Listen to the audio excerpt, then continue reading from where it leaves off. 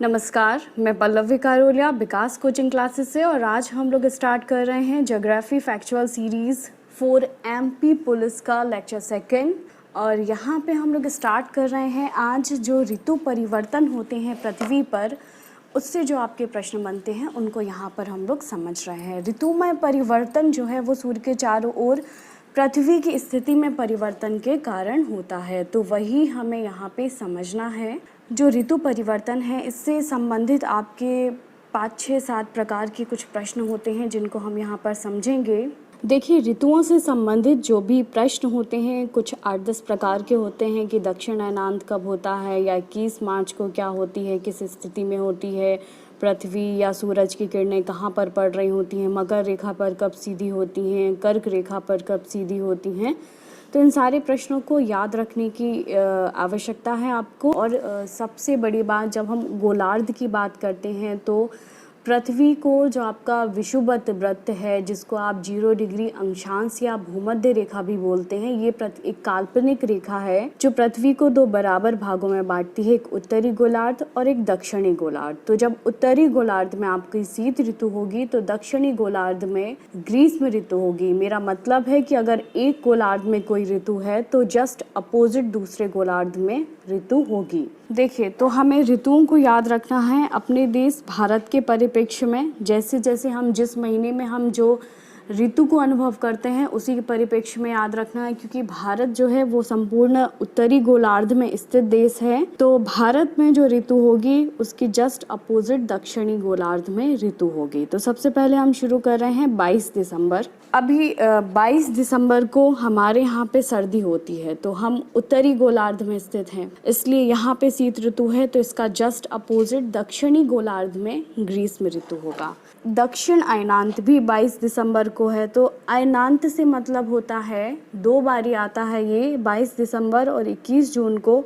तो जिस भी गोलार्ध में आपकी ग्रीष्म ऋतु होगी वही अयनांत होगा। जैसे कि 22 दिसंबर को दक्षिणी गोलार्ध में ग्रीष्म ऋतु है तो दक्षिण अयनांत है, और 21 जून को उत्तरी गोलार्ध में ग्रीष्म ऋतु है तो उत्तर अयनांत है। तो आप आसानी से याद रख सकते हैं कि जहाँ पर ग्रीष्म ऋतु है वही अयनांत। तो अगर आपसे ये 2 प्रश्न बनते हैं कि 22 दिसंबर को दक्षिण अयनांत होता है या उत्तर अयनांत, तो आप आसानी से बता सकते हो कि उत्तर में तो क्या है, सर्दी है, आप सर्दी का अनुभव कर रहे हैं, तो फिर दक्षिण गोलार्ध में ही ग्रीष्म ऋतु है। और हमने यहाँ पर याद किया है कि ग्रीष्म ऋतु जहाँ पर होगी वहीं पर अयनांत होगा, तो दक्षिण अयनांत होगा। अभी एक और बात बनती है, यहाँ पे एक प्रश्न बनता है कि दक्षिण गोलार्ध में ही 23.5 डिग्री पर आपकी एक काल्पनिक रेखा है जिसको मकर रेखा कहते हैं। और इस समय क्या होता है, मकर रेखा पर सूर्य की किरणें सीधी पड़ रही होती हैं, इसलिए यहाँ पर दिन की लंबाई ज्यादा और रातें छोटी होती हैं। तो अगर आपसे पूछा जाए कि मकर रेखा पर सूर्य की किरणें कब सीधी पड़ती हैं, तो वो 22 दिसंबर को पड़ती हैं, और इसी समय दक्षिणी गोलार्ध में दिन लंबे व रातें छोटी होती हैं। तो यहाँ पे ये पोर्शन कंप्लीट हो जाता है। इसके बाद आता है 21 मार्च। अब देखिए, 21 मार्च को आपका बसंत ऋतु होती है उत्तरी गोलार्ध में। अब ये आप कैसे याद रख सकते हो कि 21 को, देखिए शीत के बाद क्या आता है, ठंड के बाद बसंत आती है, क्योंकि सर्दी के मौसम के बाद हम बसंत पंचमी अपने यहाँ सेलिब्रेट करते हैं, सरस्वती जी की पूजा करते हैं। तो ये मोस्टली फरवरी मार्च में आपका पड़ता है बसंत पंचमी। तो आप इससे अच्छे से याद रख सकते हो कि 21 मार्च को हमारे देश में क्या होती है, बसंत ऋतु होती है, और बसंत का ऑपोजिट होता है शरद। तो आपको याद रखना है कि उत्तरी ध्रुव में बसंत ऋतु और दक्षिणी ध्रुव में शरद ऋतु होती है, और ये विषुव की स्थिति होती है जिसमें संपूर्ण पृथ्वी पर दिन और रात की स्थिति समान होती है। मतलब कि दिन व रात की लंबाई बराबर होती है पूरे पृथ्वी पर, हर जगह एक जैसा दिन होता है और एक जैसी रात होती है। और इस समय विषुवत वृत्त अर्थात भूमध्य रेखा पर सूर्य की सीधी किरणें पड़ रही होती हैं। तो आपको 21 मार्च में इतना याद रखना है। 21 मार्च के बाद आपका 21 जून की स्थिति को याद रखना है, जिसमें हम लोग 21 जून को, जून में हमारे यहाँ बहुत ज़्यादा गर्मी होती है, तो उत्तर अयनांत होगा, क्योंकि उत्तर में भारत में हम लोग उत्तरी गोलार्ध में स्थित हमारा देश है, हम लोग गर्मी में होते हैं, तो यहाँ पे उत्तर अयनांत होगा। मैंने आपको बताया था कि जहाँ पर ग्रीष्म ऋतु होगी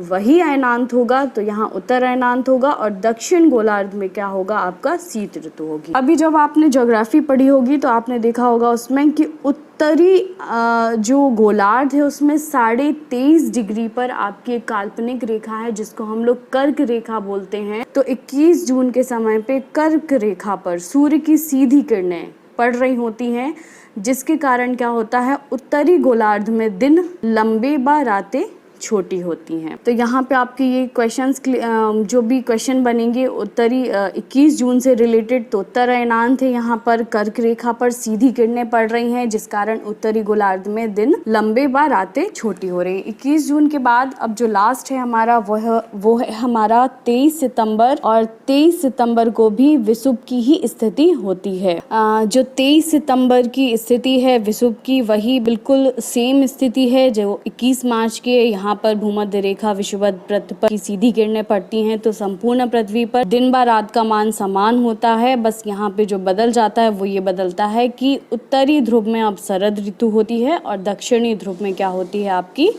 बसंत ऋतु होती है। यहाँ पे ये आपका पूरा क्लियर हो गया है, और इसके जो क्वेश्चन आंसर्स हैं जो भी बनेंगे मैंने आगे आपको दे दिए हैं। अब देखिए 22 सितंबर जो मैंने अभी आपको बताया है, उत्तरी गोलार्ध में शीत ऋतु, दक्षिणी गोलार्ध में सीधा इसका उल्टा ग्रीष्म ऋतु, और जहाँ पर ग्रीष्म ऋतु होगी वहाँ पर दक्षिण अयनांत होगा। और दक्षिणी गोलार्ध में हमें पता है कि 23.5 डिग्री पर मकर रेखा है, जब गर्मी है वहाँ पर तो मकर रेखा पर सूरज की सीधी किरणें पड़ रही हैं, और जहाँ पर सूरज की सीधी किरणें पड़ रही हैं उस गोलार्ध में दिन लंबे व रातें छोटी होंगी। तो यहाँ पे आपका 22 दिसंबर का जो भी क्वेश्चन आंसर बनेंगे वो इस एक पेज में आपके आ गए हैं।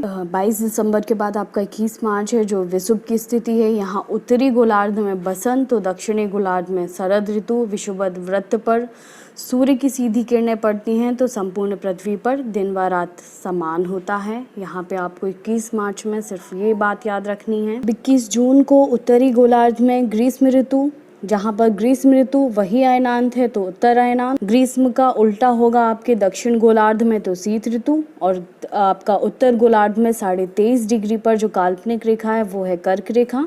तो यहाँ पर सूर्य की सीधी किरणें पड़ रही हैं। अगर उत्तरी गोलार्ध की कर्क रेखा पर सूर्य की किरणें पड़ रही हैं तो यहाँ पर दिन बड़ा व रात छोटी होती है। हमारा जो लास्ट है वो है 23 सितंबर। यहाँ पर भी विषुव की स्थिति होती है, अर्थात संपूर्ण पृथ्वी पर दिन व रात की जो लंबाई होती है वो समान होती है, क्योंकि भूमध्य रेखा पर सूर्य की सीधी किरणें पड़ रही होती है। यहाँ पर उत्तरी गोलार्ध में शरद ऋतु होती है, और शरद का ऑपोजिट होता है आपका बसंत ऋतु, तो दक्षिणी गोलार्ध में आपका बसंत ऋतु होता है। यही सारे आपके जो भी क्वेश्चंस हैं इनको आप नोट कर सकते हैं। Thank you for watching this video.